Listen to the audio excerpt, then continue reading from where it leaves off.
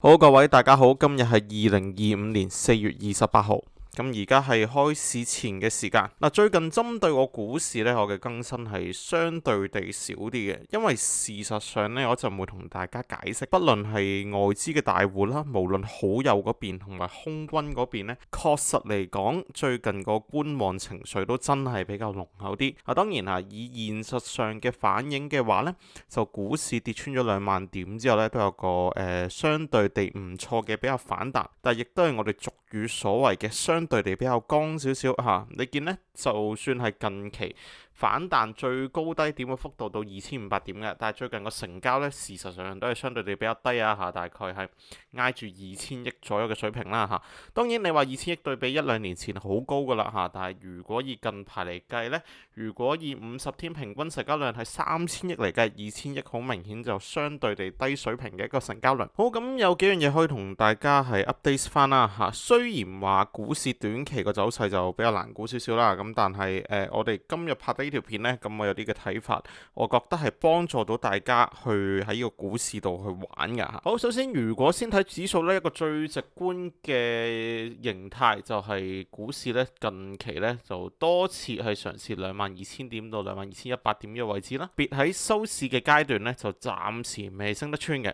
因此如果以短期嘅角度嚟計，尤其係大家要注意一個重要嘅時間點啦。5月1號開始停北水，停到5月6號呢就開始回歸。當然5月1號都係香港嘅假期嚇，咁但係呢幾段時候呢，又迎嚟一個一般所謂嘅冇北水，得外資大戶同埋港資嘅散戶，佢哋係喺個市場度嘅啫。咁所以呢，如果喺呢2日啦可以係收穿到22000點嘅話呢，我覺得有機會補埋個裂口先啦就去翻2300點嘅水平。但係另外更加重要嘅係呢，停北水嗰2-3日，我唔太建議係夾硬入去玩嘅反而呢，可以調翻轉當作一個指標，就最近停北水外資佢哋同往後個市嘅操作呢，會有幾特別嘅一個動作，就係如果喺停北水嘅期間個市係拉上嘅話呢，個市好大機會喺北水翻嚟之前嗰半日或者之後嗰一日呢，會將佢哋拉上咗嘅升幅呢去打翻落去嘅。呢個係近期外資針對停北水尤其長時間，無論係主要3大日子啦，一個農曆新年啦，一個係11黃金週啦，另外一個就係5-1嘅假期。呢3個假期呢會調翻轉嚟玩嘅。咁所以我覺得短期嘅第一個啟示係停北水嘅期間個市到底係升定跌。咁我認為呢，往後就會調翻轉作為一個短打嘅機會呢，就叫做還翻俾個市場，呢個第一點。咁而短期嚟講呢，我哋認為近嚟個市我哋分做2個階段啦。第一個就係19500點呢，彈去21000點至21200點咁上下。呢段係基於個市嘅超跌同時亦都我哋見到有資金呢係重新湧入個股市，咁所以個市呢叫做有前半段嘅反彈。但係後半段由21200點到22000點之間呢，其實就處於一個非常之剛嘅狀態。首先就係無論係喺市場度好友同淡友，我講緊大戶資金，無論係好友同淡友，都係以一個觀望平倉為主嘅基調。而個市最近點解喺21000零點之後仲有少少力繼續上呢？首先你見到個成交咁低，其中一個好大嘅原因係你諗下啦，特朗普嗰個貿易戰出嚟，個市場一定係累積咗大量嘅沽空嘅咁呢個唔係齋估嘅，我喺數據度都見到。咁而呢段時候好友處一個觀望嘅狀態，咁淡友亦都喺呢個時候呢，就唔敢去夾硬去做淡啦你點知聽日特朗普講乜嘢呢？係咪？好友唔係太喐，淡友平倉，即係變相嘅買貨。咁所以呢，市場上面短期亦都有一定嘅力度去反彈啦。但係呢段時候呢，你炒唔到市呢，我覺得係完全唔需要可惜噶。你諗下，如果我哋一路去睇嘅大戶資金，點解我哋咁關注？原因係大戶嘅資金背後暗示咗佢哋好多嘅風險管理，佢哋好多嘅市場睇法，包括一大批專業團隊對於市場嗰個判斷嘅。咁如果係一個咁樣嘅團隊都覺得個市，喂，我唔係好睇得清楚喎，咁你呢個時候強行去落場炒呢，我覺得嗰個意義並唔係好大。咁而且我經常性舉同一個例子噶啦，就係你諗下。雖然話你事後睇個市升咗2500點，喂，你事後睇嘅啫，係咪先？咁如果我事後睇我去澳門，佢日日都寫住例如係賭大細嘅台嘅。你調翻轉頭睇佢每鋪連續15次嘅結果，咁你事後睇我連贏15次，唔係都係發達咩？咁呢個係冇意義嘅。你用個結果去推導我 miss 咗個機會喎，咁你同去澳門，哇，之前連續10鋪都開細喎，我平時中意買細嘅喎，我係咪叫做即係好可惜呢？咁坦白嚟講，我覺得呢個睇法係完全錯誤嘅概念啦嚇。所以做投資就係咁噶啦嚇，既然連大戶都唔敢去炒嘅，幾乎個動作處一個咁觀望嘅情緒，咁睇定啲嘅情緒嚟講呢，呢段市況當個小觀望先。短期內一個比較明確嘅信號，我認為就係北水喺停市期間個市到底係升定跌。咁往後嘅1至2個交易日嘅時間內呢，我認為係有機會反方向地行嘅。而我哋都可以回顧下啦，2018年到底特朗普講關稅嘅時候，當時個市況係點呢？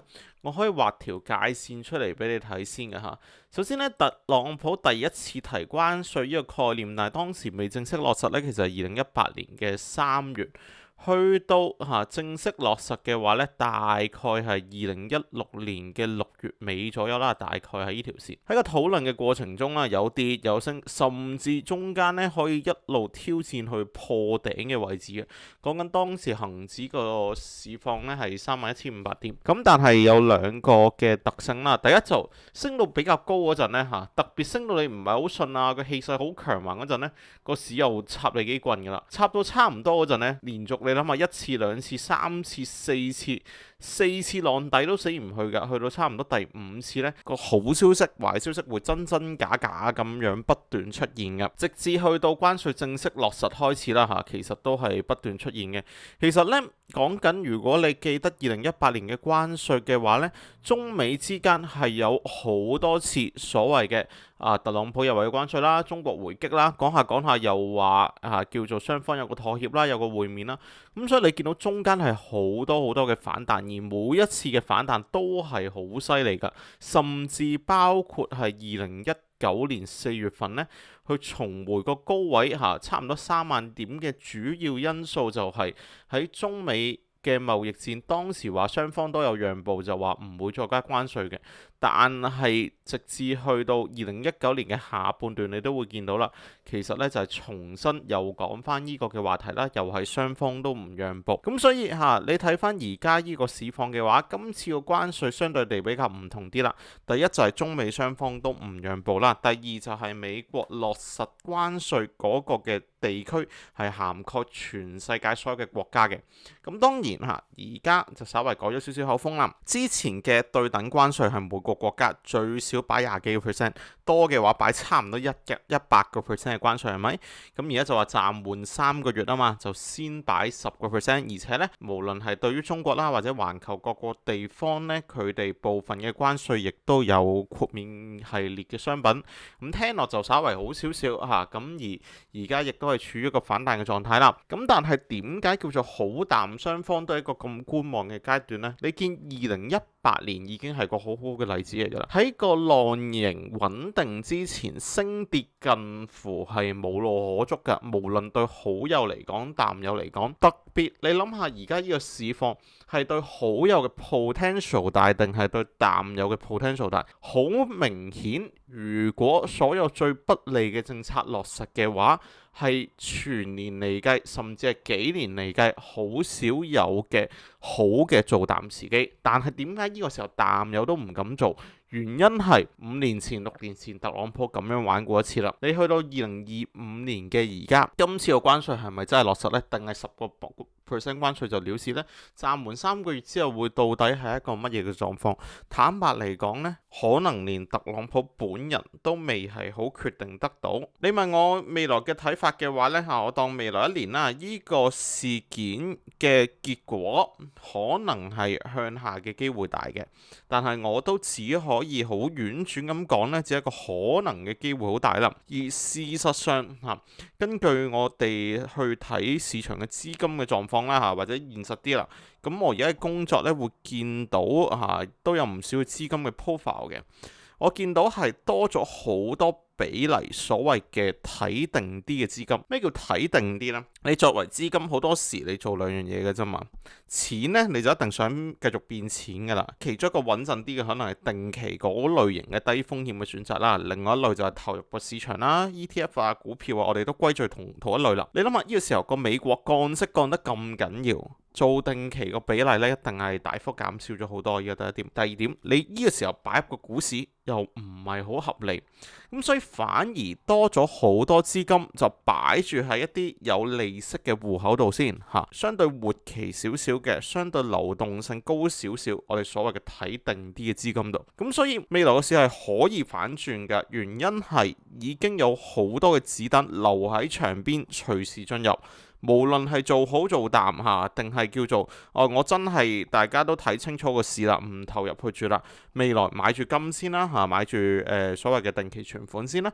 咁呢啲可能性亦都一定有。而家睇定嘅資金，無論係擺咗入銀行體系嘅收息體系入面，定係擺喺市場上面，坦白嚟講呢，一刻係未決定嘅。咁所以話呢，其實呢個時候個市場變數係可以非常之大嚇。咁呢個我哋未來都要繼續去關注個股市啦嚇。咁我哋睇一睇一啲重點嘅個股先啦嚇。好，首先呢，就我認為係相對地最貼市嘅兩隻股份呢，如果真係論港股個基本面呢，咁我都係覺得呢兩隻會比較穩啲嚇。當然短期嚟講都係同個大市比較貼市啲啦，一隻700，一隻係特別。如果係平均成交量2000億以上嘅話呢，呢啲位置都 OK 嘅嚇，388。咁我會覺得9988未來相對地呢個跑輸嘅可能性大啲啊嚇。我哋去好側面睇下另外一個重點嘅市場消息就知㗎啦嚇。無論係9618同埋3690，好明顯都係兩個最大嘅輸家啦。咁有啲朋友嚇未必好留意基本面嘅，可能唔知咩事。9618呢最近就開始踏足咗中國外賣嘅市場嚇，咁而且個力度都一啲都唔細喎。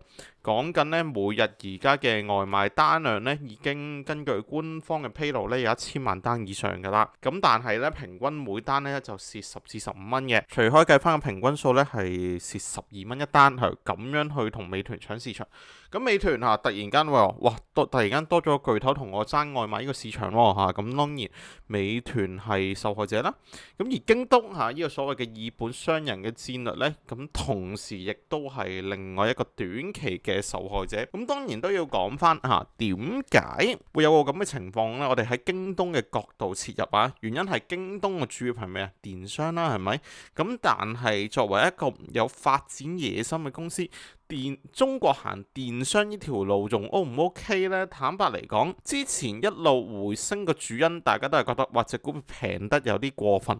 同時，京東係幾多嘅流動資金下嘅，應該係如果喺低位嘅話，值得買嘅一個主要原因。咁但係另外亦都變相一套，大家係咪講緊呢啲公司嘅發展潛力呢？好坦白嚟講，亦都唔係啊。咁所以既然你喺電商個發展有限嘅話，你自然要嘗試去參與下或者開拓下其他嘅業務。呢個嘅所謂消息呢，亦都係暗示咗其實9988嘅業務，你同行自己都話啦嚇，齋做電商邊度掂呢？係咪？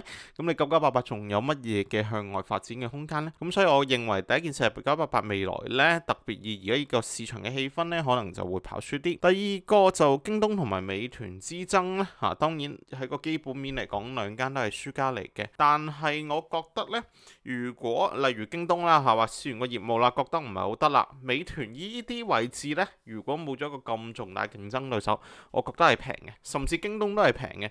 原因係即使京東而家以本傷人呢，其實3500億嘅市值呢，對京東係一啲都唔貴嘅。講緊係如果以京東一般嚟講嘅，即係唔計以本傷人嗰啲嘅戰略啦，賺4-5年嘅純現金已經係賺翻嚟㗎啦。因此反而呢啲股票呢，就向下再調整深啲嘅話呢，我會覺得係有啲機會嘅嚇。咁而最近就亦都係側面暗示咗市場嘅觀望情緒啦。你見呢啲股票呢，都幾多人買嘅嚇。我哋啱啱講到嘅一個原因就美國叫做加呢個關稅啦，美元指數亦都下挫啦。咁你見到呢，美元嘅債息嘅商品呢，亦都係個吸引性會低咗好多噶啦。美國息口呢，亦都不斷咁跌啦嚇。咁所以亦都係包括無論係國債嘅息口啊，最近嘅無論係銀行嘅定存啊等等呢，佢個利息都真係唔係好吸引嘅。所以相對之下呢，如果同貿易戰嘅關係又唔係好大啊，同時收息成分嗰個嘅穩健度都相對高嘅話呢，反而會成為咗好多資金去嚮往嘅一啲對象啦嚇。咁其中一隻好明顯呢，當然係即係香港兩大商業信託嘅基金，包括係6823啦嚇，繼續好穩陣做到7厘息啦。咁你諗下，之前美債做到5厘嘅，咁你買隻股票7厘息、8厘息，當然唔係好吸引啦。但係如果你而家美債得3厘幾嘅，甚至10年期嘅話得3厘嘅，咁你呢啲差唔多7厘息就相對地好吸引㗎啦。咁所以無論係港燈啦或者係6823啦，都係相對地比較吸引啲嘅。咁另外當然係受到啲牌照嘅風波影響，但係事實上個回報率都真係好唔錯嘅，亦都冇地產成分影響嘅1883咧，話唔定未來都有追落後嘅機會啊！咁呢啲係短期嚟講一個純投資角度，我覺得 OK 嘅考慮選擇嚇。所以有興趣睇更加多我哋分析嘅各位呢，可以 join 下我哋嘅 Patreon 啦，而家做緊80蚊一個月嘅價格。好啦，咁到最後呢，都可以同大家推薦翻一間如果大家平時唔知用咩交易所嘅話呢，可以講翻。啱啱咪講到其實有部分一啲睇定啲嘅資金呢，其實係可以繼續收息嘅。咁你話我又想收利息，又想睇定啲喎，咁其實 IB 盈透證券呢，會係你一個好好嘅選擇嚟嘅。因為咧，好似喺盈透嘅角度嚟講呢，就算你擺住啲現金啦嚇，我唔想買嘢住，我唔想又唔想砸死啲錢住。咁咧，其實例如有10000蚊美金以上咧，其實盈透係而家俾到3.8幾個 percent 嘅利息嚟嘅，即係基準利率咧就只係減0.5個 percent。